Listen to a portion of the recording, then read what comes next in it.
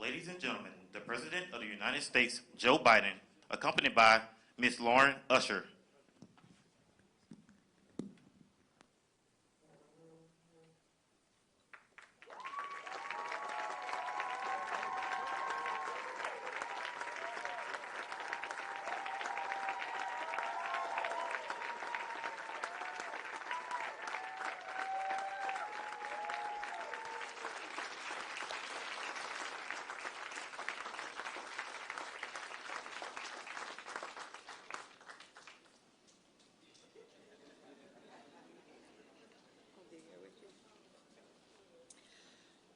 When I enrolled as an undergraduate at the University of Pennsylvania, my grandmother gave me a manuscript written by her great-grandfather, J.B. Stratford. It was a memoir that began with J.B.'s father buying his own freedom from enslavement in Versailles, Kentucky, and continued through J.B.'s life as a successful business owner and hotelier in Tulsa, Oklahoma. It was by reading this memoir that I understood a part of family history that had only been spoken about in whisper. The Tulsa race massacre that had destroyed our family business and criminalized our patriarch, J.B. Stratford. Educated at Oberlin College and Indianapolis Law School, J.B. had a hotel business in Tulsa that would have been worth over $2 million in today's money. His hotel, the 54-room Stratford Hotel on the historic Greenwood Avenue, was sacked and burned to the ground during the Tulsa Race Massacre of 1921, along with over 30 square blocks of Black-owned property, causing him to flee to Kansas and later to Chicago to save his own life. He was falsely indicted for inciting the riot by an inflamed white grand jury for daring to stand up with his community to stop a mob from breaking into the jail and lynching a Black teenager named Dick Rowland, sparking the backlash which ended in the grievous massacre. My family worked to get these charges against JB dropped posthumously. I know how lucky I am to have this family history passed down from generation to generation. This history was the one thing that they were not able to steal from us. But as thankful as I am to know my history, I understand that history has no firm line to divide it from the present. Just as there are survivors still with us today from this tragic event, the mentality of the mob to declare that there would never again be another Black Wall Street in Tulsa, that mentality also still survives in many institutions and unfortunately in many people's hearts. Today, we welcome President Joe Biden here to stand beside us as we continue the fight for justice for the survivors and descendants of the Tulsa Massacre. He understands that as a nation, we are and we must be strong enough to confront the dark periods of our history with a bold agenda of equity, repair, and healing. J.B. Stratford died without seeing justice for the crimes against him and his community.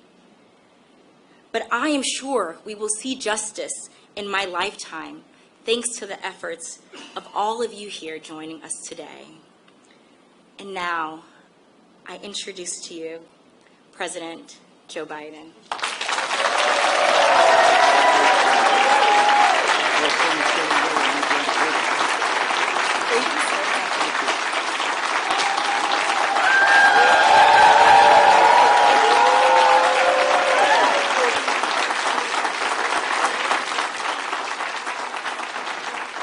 Thank you. Please, if you have a seat, sit down. And I got to make one check.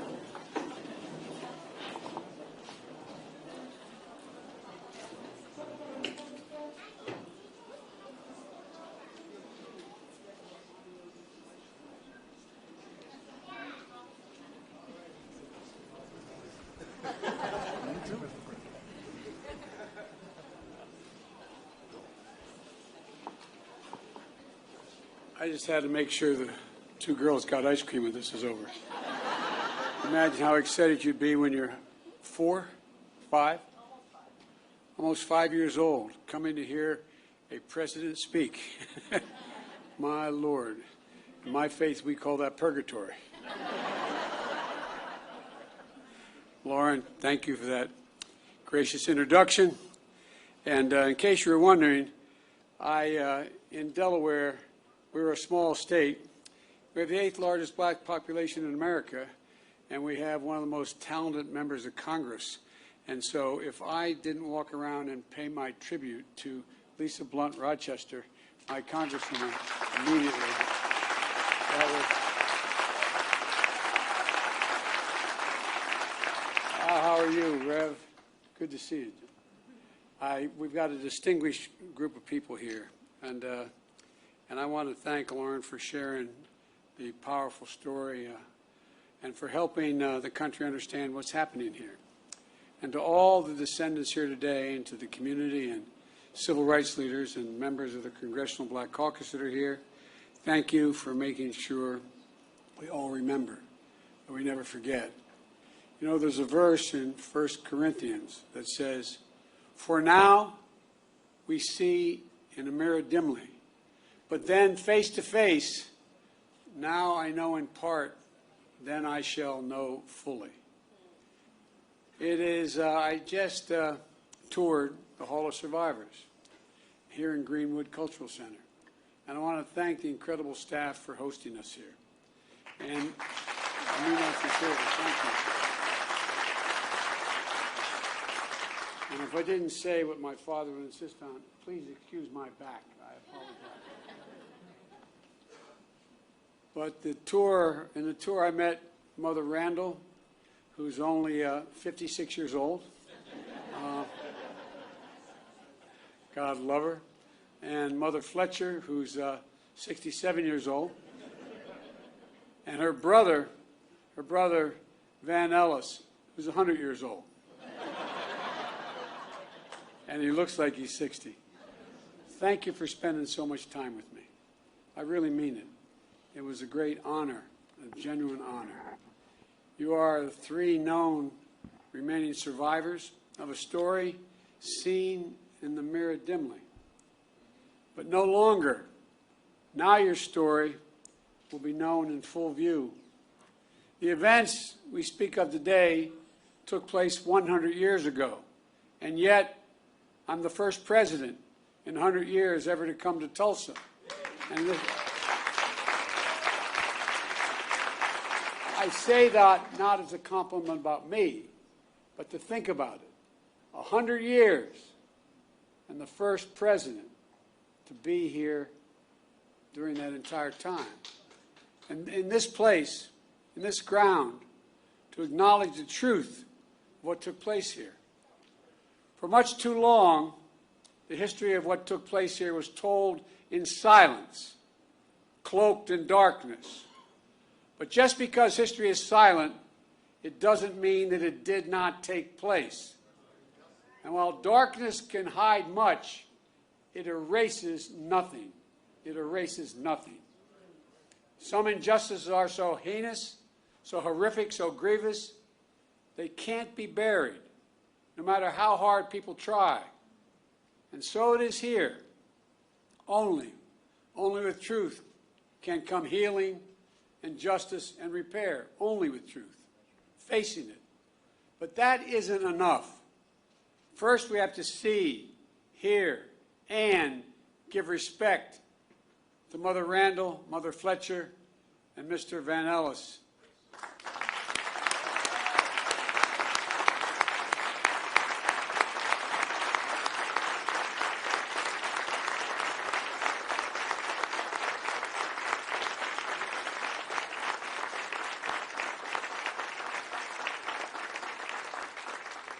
And to all those lost so many years ago, to all the descendants of those who suffered, to this community, that's why we're here, to shine a light to make sure America knows the story in full. May 1921. Formerly enslaved black people and their descendants are here in Tulsa, a boomtown of oil and opportunity in a new frontier. On the north side, across the rail tracks that divided the city already segregated by law, they built something of their own, worthy of their talent and their ambition. Greenwood, a community, a way of life. Black doctors and lawyers, pastors, teachers, running hospitals, law practices, libraries, churches, schools.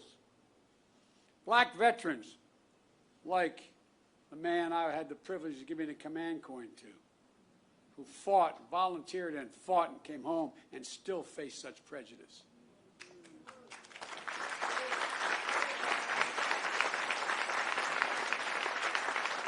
Veterans have been back a few years helping after winning the First World War, building a new life back home with pride and confidence.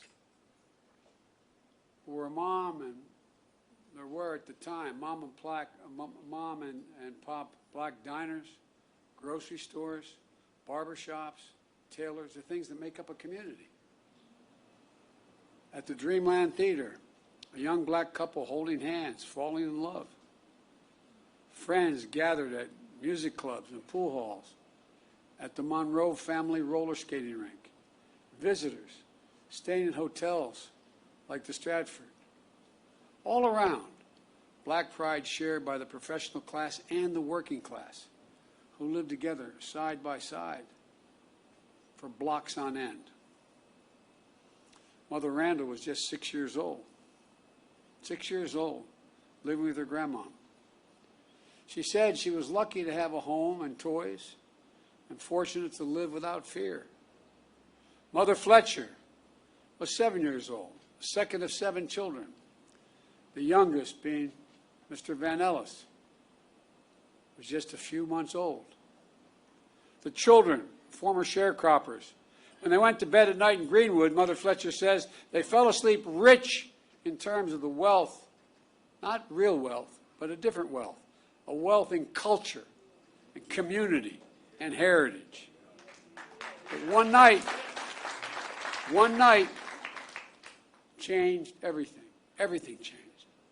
While Greenwood was a community to itself, it was not separated from the outside. It wasn't everyone, but there was enough hate, resentment, and vengeance in the community. Enough people who believed that America does not belong to everyone and not everyone is created equal. Native Americans, Asian Americans, Hispanic Americans, Black Americans.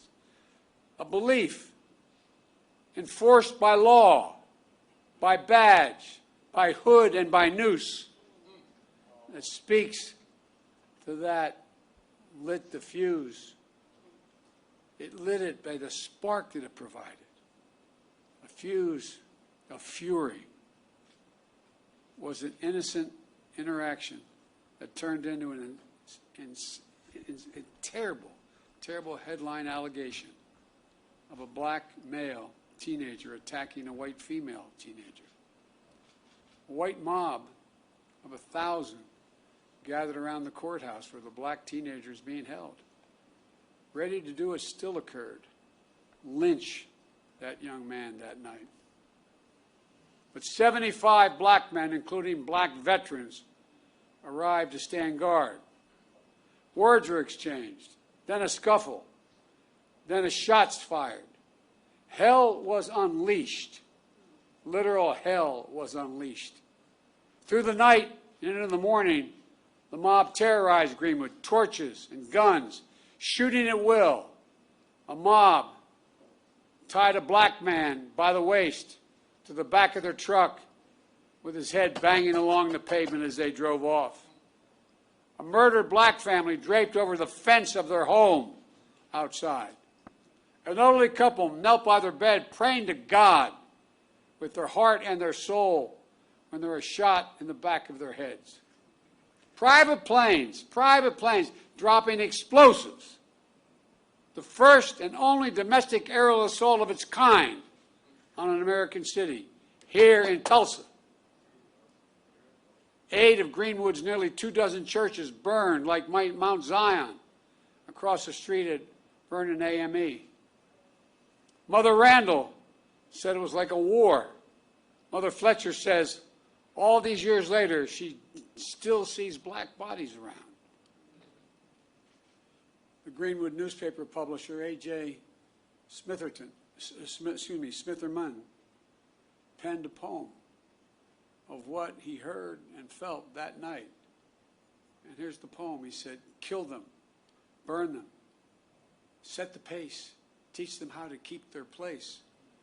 Reign of murder, theft, and plunder was the order of the night." That's what he remembers in the poem that he wrote.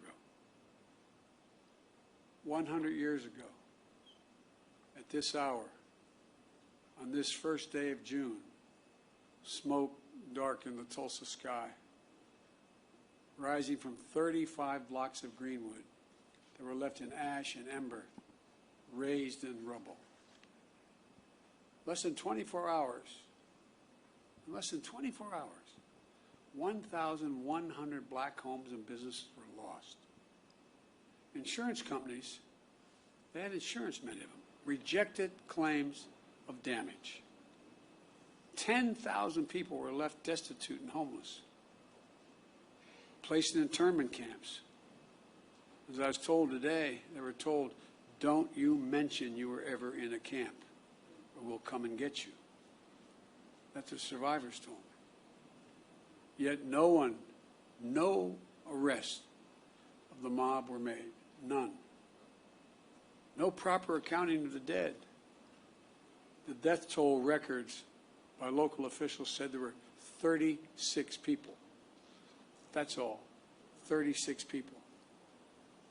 Based on studies, records, and accounts, the likely number is much more in the multiple of hundreds.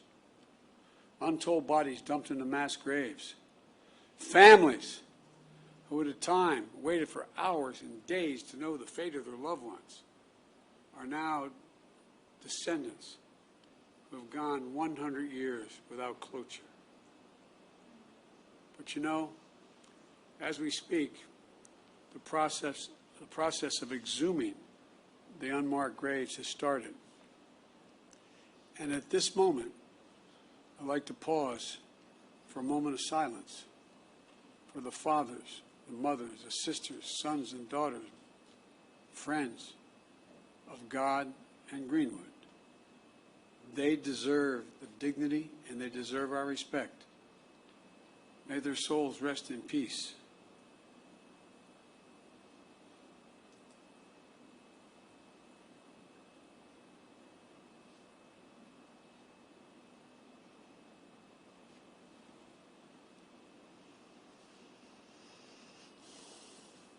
My fellow Americans, this was not a riot. This was a massacre.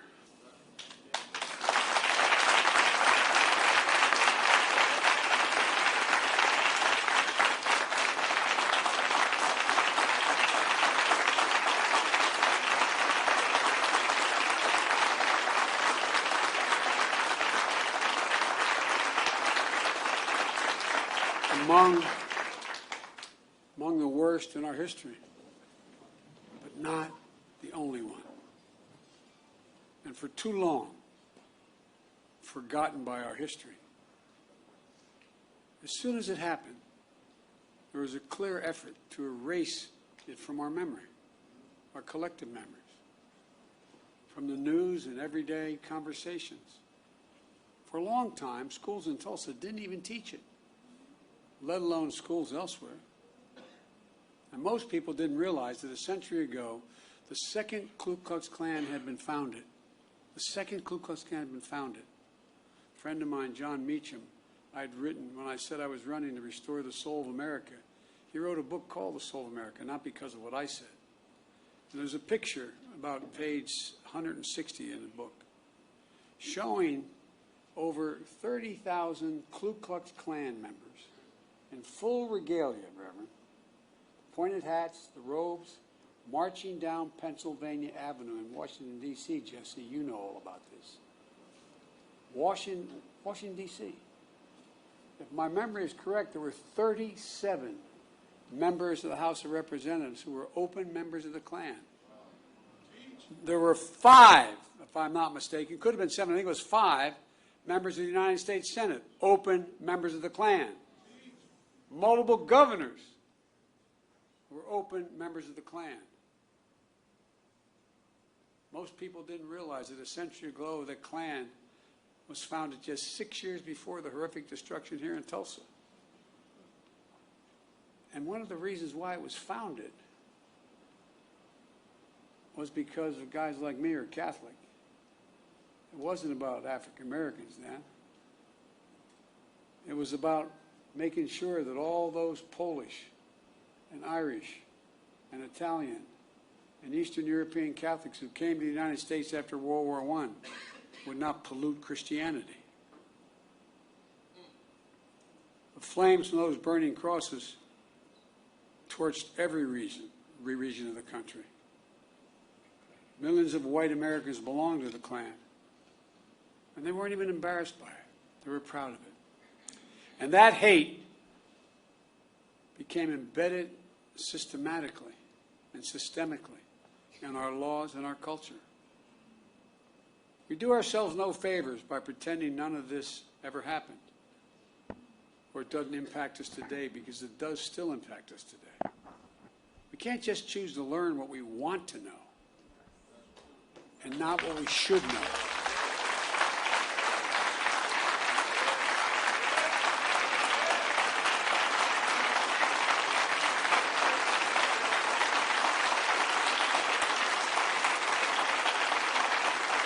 We should know the good, the bad, everything. That's what great nations do. They come to terms with their dark sides. And we're a great nation. The only way to build a common ground is to truly repair and to rebuild. I come here to help fill the silence, because in silence, wounds deepen. And only, as painful as it is, only in remembrance do wounds heal. We just have to choose to remember. We memorialize what happened here in Tulsa, so it can't be erased. We know here, in this hallowed place, we simply can't bury pain and trauma forever. And at some point, there'll be a reckoning, an inflection point, like we're facing right now as a nation. What many people hadn't seen before, or simply refused to see, cannot be ignored any longer. You see it in so many places. And there's greater recognition that for too long, we've allowed a narrowed, cramped view of the promise of this nation to fester. The view that America is a zero-sum game, where there's only one winner. If you succeed, I fail. If you get ahead, I fall behind. If you get a job, I lose mine. And maybe worst of all, if I hold you down, I lift myself up. Instead of, if you do well, we all do well. We see that in Greenwood. This story isn't about the loss of life, but a loss of living, of wealth and prosperity and possibilities that still reverberates today. Mother Fletcher talks about how she was the only able to attend school in the 4th grade and eventually found work in the shipyards as a domestic worker. Mr. Van Ellis has shared how even after enlisting and serving in World War II, he still came home to struggle with a segregated America. Imagine all those hotels and dinners and mom and pop shops that could have been passed down this past 100 years. Imagine what could have been done for black families in Greenwood. Financial security, and generational wealth. If you come from backlines like my family, working class, middle class family, the only way we ever able to generate any wealth was an equity in our homes. Imagine what they contributed then and what they could have contributed all these years. Imagine a thriving Greenwood in North Tulsa for the last 100 years, what that would have meant for all of Tulsa, including the white community. While the people of Greenwood rebuilt again in the years after the massacre, it didn't last. Eventually, neighborhoods were redlined on maps, blocking black Tulsa out of home ownership. A highway was built right through the heart of the community. Lisa, I was talking about our west side, what 95 did after we were occupied by the military, after Dr. King was murdered.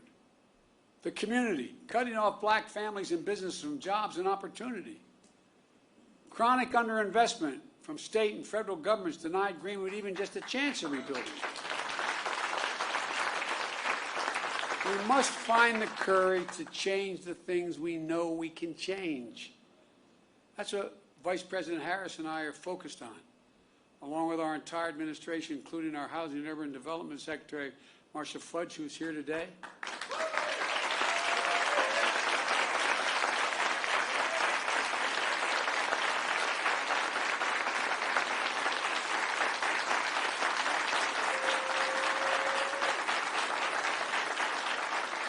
Because today we're announcing two expanded efforts targeted toward black wealth creation that will also help the entire community. The first is my administration has launched an aggressive effort to combat racial discrimination in housing. That includes everything from redlining to the cruel fact that a home owned by a black family is too often appraised at a lower value than a similar home owned by a white family.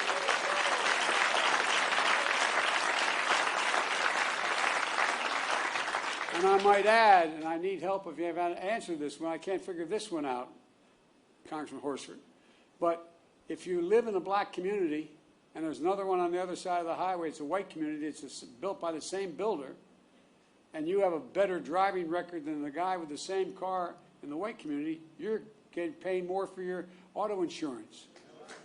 Shockingly, the percentage of black American home ownership is lower today in America than when the Fair Housing Act was passed more than 50 years ago. Lower today.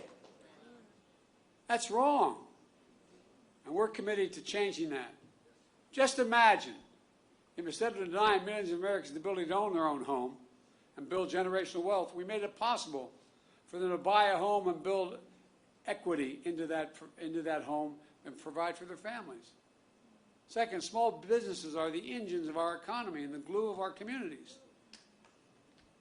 As president, my administration oversees hundreds of billions of dollars in federal contracts for everything from refurbishing decks of aircraft carriers to installing railings in federal buildings to professional services. We have a thing called, I won't go into it all, but there's not enough time now, but I'm determined to use every taxpayer's dollar that is assigned to me to spend going to American companies and American workers that build American products. And as part of that, I'm going to increase the share of the dollars the federal government spends to small disadvantaged businesses, including black and brown small businesses. Right now it calls for 10%. I'm going to move that to 15% of every dollar spent will be spent in there. I have the authority to do that. Just imagine if instead of denying millions of entrepreneurs the ability to access capital and contracting, we made it possible to take their dreams to the marketplace to create jobs and invest in our communities. The data shows young black entrepreneurs are just as capable of succeeding given the chance as white entrepreneurs are. But they don't have lawyers, they don't have accountants, but they have great ideas. Does anyone doubt this whole nation would be better off from the investments those people make? And I promise you, that's why I set up this National Small Business Administration that's much broader, because they're going to get those loans. Instead of consigning millions of American children to under-resourced schools, let's get each and every child 3 and 4 years old access to school, not daycare, school.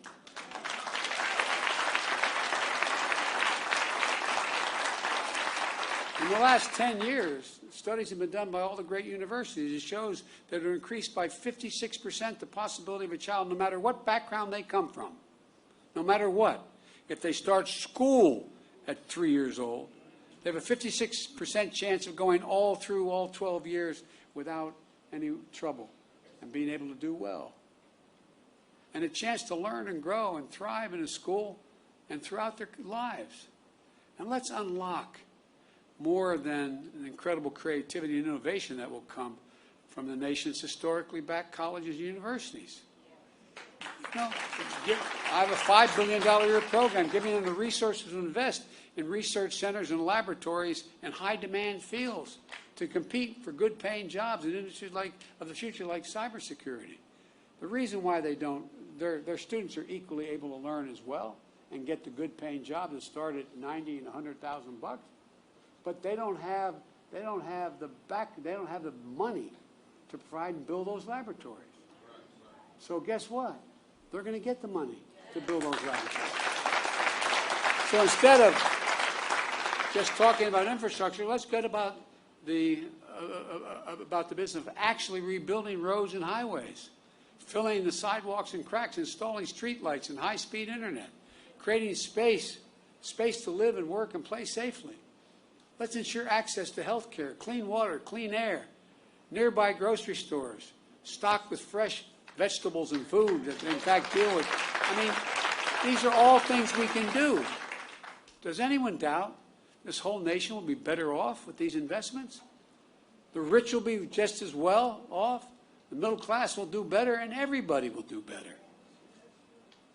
It's about good paying jobs, financial stability, and being able to build some generational wealth. It's about economic growth for our country and outcompeting the rest of the world, which is now outcompeting us. But just as fundamental as any of these investments I've discussed is maybe the most fundamental: the right to vote. The right to vote.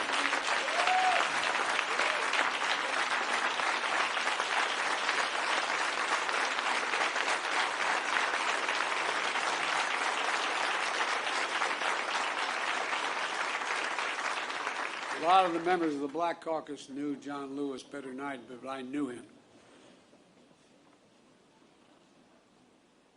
On his deathbed, like many, I called John to speak to him. Rev, all John wanted to do is talk about how I was doing. He died, I think, about 25 hours later. But you know what John said? He called the right to vote precious, almost sacred. He said the most powerful, nonviolent tool we have in a democratic society.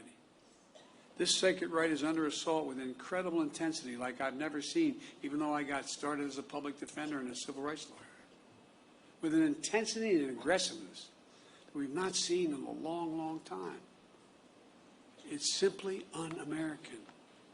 It's not, however, sadly, unprecedented. The creed, "We shall overcome," is a long-time mainstay of the civil rights movement, as Jesse Jackson can tell you better than anybody. The obstacle to progress that have to be overcome are a constant challenge. We saw it in the 60s, but with the current assault, it's not just an echo of a distant history. In 2020, we faced a tireless assault on the right to vote. Restrictive laws, lawsuits, threats of intimidation, voter purges, and more. We resolved to overcome it all, and we did. More Americans voted in the last election than in the midst of a pandemic, than any election in American history. You got voters registered. You got voters to the polls. The rule of law held. Democracy prevailed. We overcame. But today, let me be unequivocal. I've been engaged in this work my whole career, and we're going to be ramping up our efforts to overcome again. I will have more to say about this at a later date, a truly unprecedented assault on our democracy, an effort to replace nonpartisan election administrators and to intimidate those charged with tallying and reporting the election results. But today, as for the act of voting itself, I urge voting rights groups in this country to begin to redouble their efforts now to register and educate voters. And in June should be a month of action on Capitol Hill. I hear all the folks on TV saying, why doesn't Biden get this done? Well, because Biden only has a majority of effectively 4 votes in the House and a tie in the Senate, with 2 members of the Senate who vote more with my Republican friends. But we're not giving up. Earlier this year, the House of Representatives passed For the People Act to protect our democracy. The Senate will take it up later this month, and I'm going to fight like heck with every tool at my disposal for its passage. The House is also working on the John Lewis Voting Rights Act, which is critical to providing new legal tools to combat the new assault on the right to vote. To signify the importance of our efforts, today I'm asking Vice President Harris to help these efforts and lead them among her many other responsibilities. With her leadership and your support, we're going to overcome again, I promise you, but it's going to take a hell of a lot of work. And finally, we must address what remains the stain on the soul of America. What happened in Greenwood was an act of hate and domestic terrorism with the through line that exists today still. Just close your eyes. And remember what you saw in Charlottesville 4 years ago on television. Neo-Nazis, white supremacists, the KKK, coming out of those fields at night, Virginia, with lighted torches, the veins bulging on their, as they were screaming. Remember, just close your eyes and picture what it was. Well, Mother Fletcher said when she saw the insurrection at the Capitol on January the 9th, it broke her heart. A mob of violent white extremists, thugs, reminded her of what happened here in Greenwood 100 years ago. Look around at the various hate crimes against Asian Americans and Jewish Americans. Hate that never goes away. Hate only hides. Jesse, I think I mentioned this to you. I thought after you guys pushed through with Dr. King, the Voting Rights Act and the Civil Rights Act, I thought we were moved. What I didn't realize, I thought we had made enormous progress, and I was so proud to be a little part of it. But you know what, Rev? I didn't realize hate's never defeated. It only hides. It hides. And given a little bit of oxygen, just a little bit of oxygen by its leaders, it comes out of there from under the rock like it was happening again, as if it never went away. And so, folks, we must not give hate a safe harbor. As I said in my address to the joint session of Congress, according to the intelligence community, terrorism from white supremacy is the most lethal threat to the homeland today. Not ISIS, not Al-Qaeda, white supremacists. That's not me. That's the intelligence community under both Trump and under my administration. 2 weeks ago, I signed into law the COVID-19 Hate Crimes Act, which the House had passed, and the Senate. My administration will soon lay out our broader strategy to counter domestic terrorism and the violence driven by the most heinous hate crimes and other forms of bigotry. But I'm going to close where I started. To Mother Randall, Mother Fletcher, Mr. Van Ellis, to the descendants, and to all survivors, thank you. Thank you for giving me the honor of being able to spend some time with you earlier today. Thank you for your courage. Thank you for your commitment. And thank your children and your grandchildren and your uncle and your nieces and your nephews. To see and learn from you is a gift, a genuine gift. Dr. John Hope Franklin, one of America's greatest historians, Tulsa's proud son, whose father was a Greenwood survivor, said, and I quote, "Whatever you do, it must be done in the spirit of goodwill and mutual respect and even love. How else can we overcome the past and be worthy of our forebears and face the future with confidence and with hope. On this sacred and solemn day, may we find that distinctly Greenwood spirit that defines the American spirit, a spirit that gives me so much confidence and hope for the future, that helps us see face to face a spirit that helps us know fully who we are and who we can be as a people and as a nation. I've never been more optimistic about the future than I am today. I mean that. The reason is because of this new generation of young people. They're the best educated. They're the least prejudiced. They're the most open generation in American history.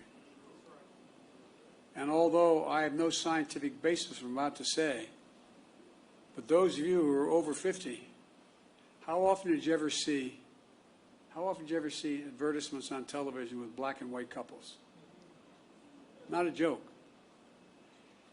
I challenge you, find today, when you turn on the stations, sit on one station for 2 hours, and I don't know how many commercials you'll see, lay 8 to 5.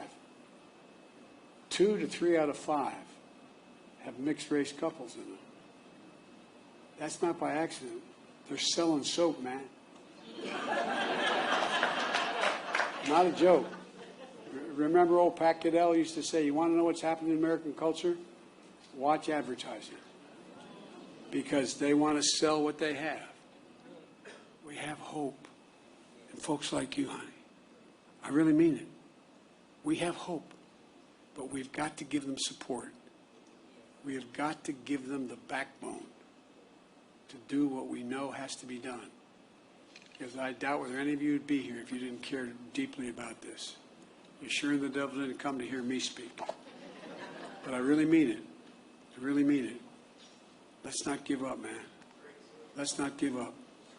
As the old saying goes, hope springs eternal. I know we've talked a lot about famous people, but my colleagues in the Senate used to always kid me because I was always quoting Irish poets. They think I did it because I'm Irish. They think I did it because, as we Irish, we have a little chip on our shoulder, a little bit sometimes. That's not why I did it. I did it because they're the best poets in the world. You can smile. It's okay. It's true. There's a famous poet who wrote a poem called The Cure at Troy, Seamus Heaney. And there's a stanza in it I think is the definition of what I think should be our call today for young people. He said, history teaches us not to hope on this side of the grave, but then, once in a lifetime, that longed-for tidal wave of justice rises up, and hope and history rhyme. Let's make it rhyme. Thank you.